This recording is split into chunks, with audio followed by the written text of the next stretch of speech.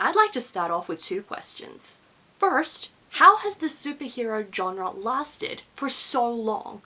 And how did we get from da-na-na-na-na-na-na Batman to What's Up Danger? Somehow the superhero genre has not died, and neither has many of the other genres that we think have been done to death, like romance, dystopia, or high fantasy.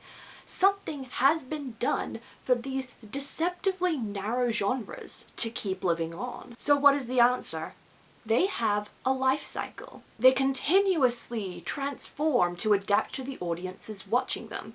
Much like an animal, genres have to evolve to survive. And I don't just mean by different media conventions, like moving into TV shows or movies to be able to appeal to audiences that read those most or view those most. Storytelling conventions themselves have changed too. We're examining how genres manage to stay alive, stay relevant, and become beloved to us.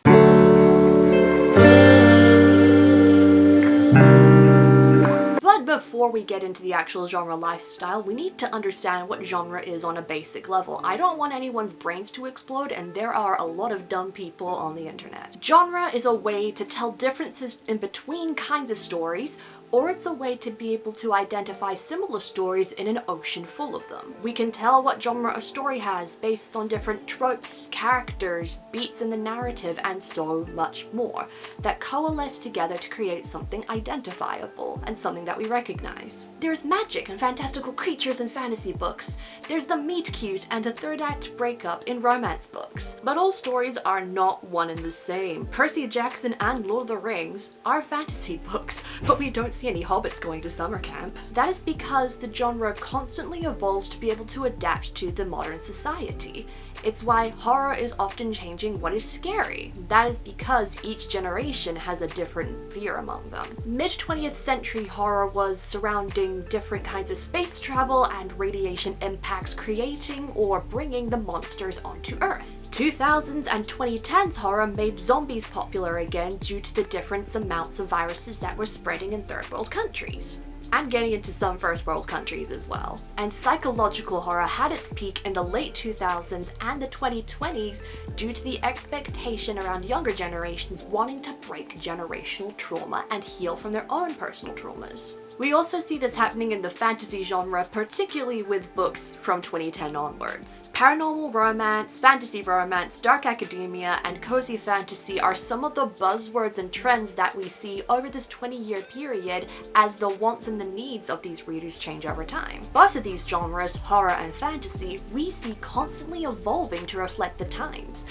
However, there are a couple of genres which seem very static according to what I see.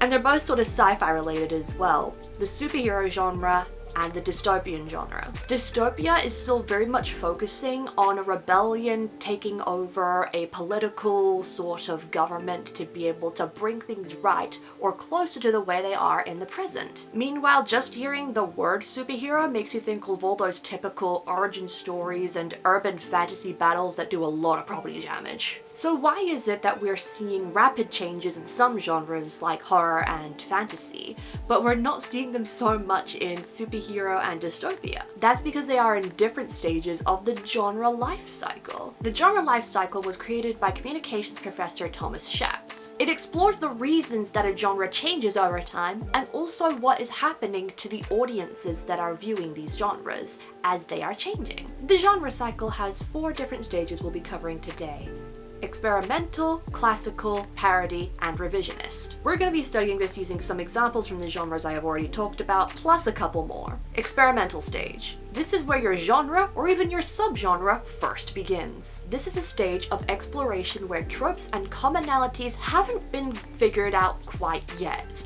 You're just sort of throwing stuff to the wall in this genre and seeing what sticks. Early in the life of this genre, you may not see what is considered classic. That's because what is being portrayed hasn't yet become popular, and it probably won't ever become popularized. If you've seen my video about the history of zombies in media, then you probably already have an understanding of this sort of stuff. The first depiction of a zombie as I mentioned in that video, is not what we understand a zombie to be today. It is a voodoo-controlled being brought back from the dead and being controlled by a voodoo master. Another example of this would be superheroes coming onto the screen, and how the origins of Batman were not the gritty edgelord Dark Knight. It was corny Adam West. This just may have reflected that audiences back then were a lot more lighthearted and family friendly, or at least the media catered to them was. There is a reason we don't have the boom and the pow popping up on our screens in Iron Man and stuff.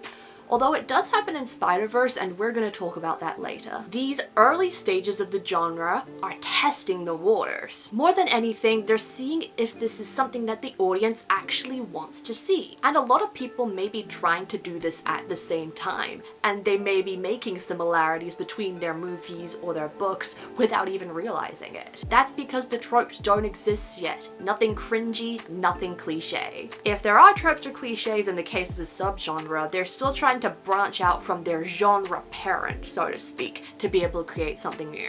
And then that one story or that one archetype hits the spot, and we move into the next stage, the classical stage. The archetypes that you know from this genre or subgenre, they come from here. They are the things that make the genre what it is today. They are the things that you think of when that genre's name is thrust into the ether. Dystopia? Hunger Games.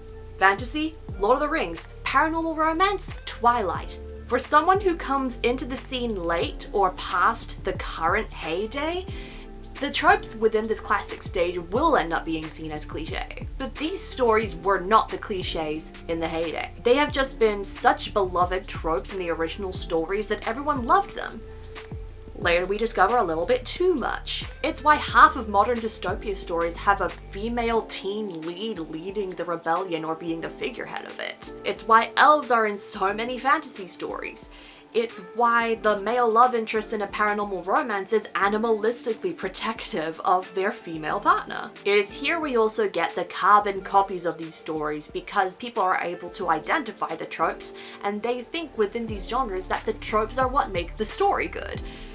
Not necessarily the case. In the most classic stages, we're able to get the meaning and the value of these tropes and why they're becoming so popular.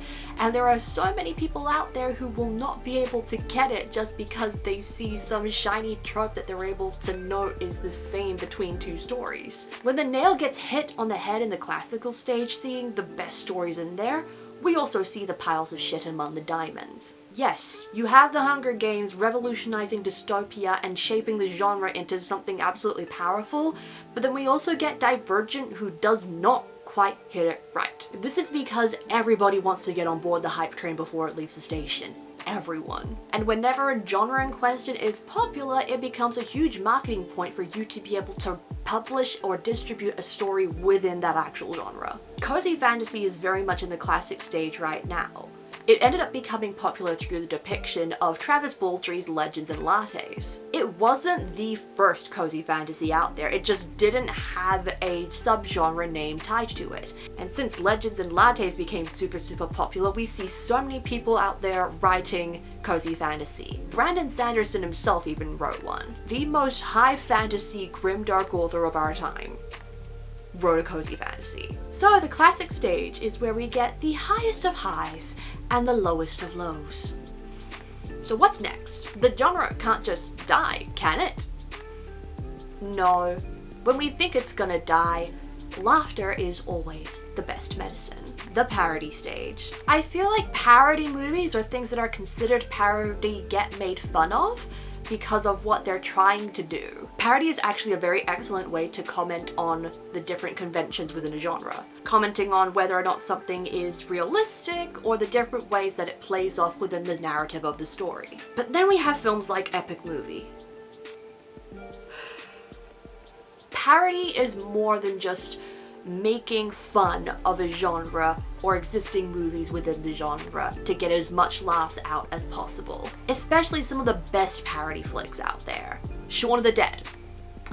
Need I say more about Shaun of the Dead? What I love about Shaun of the Dead is that, yes, it is a parody movie, but they easily stand out as their own comedy movies. They still have heart, narrative, and messages that are laced into the way they make fun of the genre that they make fun of. Shaun of the Dead stands out for me the most because it was my favorite film that I studied when I studied horror in media studies class in high school. I literally remember watching it on a day that I was so emotional, and I ended up laughing my ass off at the Don't Stop Me Now sequence. It was so good. An Aladdin parody made by StarKid called Twisted: The Untold Story of a Royal Vizier is another excellent example of parody. It comments on and makes fun of not only the movie Aladdin, but Disney and Pixar as a whole, and somehow rewrites the tale of Aladdin, at least Disney's version, into something absolutely powerful and that many people have called a far more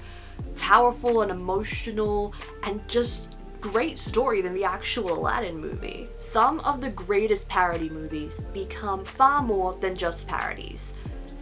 Like Shrek, which is sort of a parody movie and sort of not. Shrek was legitimately made to be the anti-Disney movie, to basically say that all the fun airiness that Disney princesses is terrible. It plays around with conventions of who gets a happily ever after or not, female protagonists and damsels in distress, people bursting into song and dance, which is ironic since they ended up making a Shrek musical.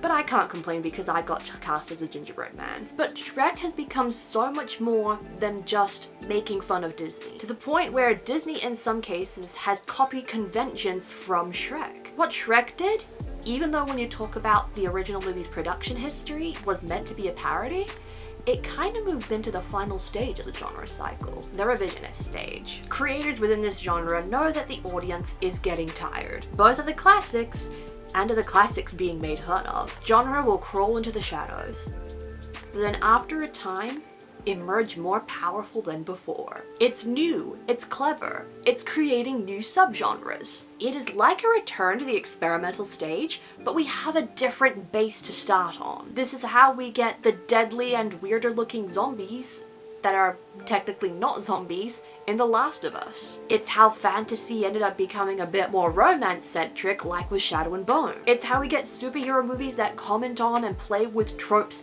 in the actual story, like The Incredibles and Spider-Verse. And when one of them sticks, it becomes the new classic to base things off of. It's how fantasy romance got such a popular boost and is still very popular today. It was refreshing at the time because it came from that experimental place. Stuff that blew their tiny minds to see such romance-heavy stuff in fantasy worlds. But now, I think fantasy romance is feeling very samey. And even the readers who have enjoyed them have admitted that when they read some of these fantasy romance books, once they start another book, they don't remember what the original one was like. So we're awaiting the next big thing in fantasy romance. It makes me wonder what's coming for many genres that are getting to this stage today, or who are even in their other stages. Are we going to see more of these meta, self-aware superhero films? Will fantasy romance stay a classic in high fantasy, or will we see it move into different sorts of settings like urban and science fantasy? Only time will tell, I guess. But I sure hope the next big thing is portal fantasy for the sake of my own book sales. Buy my book, buy my book, buy my book, buy my book.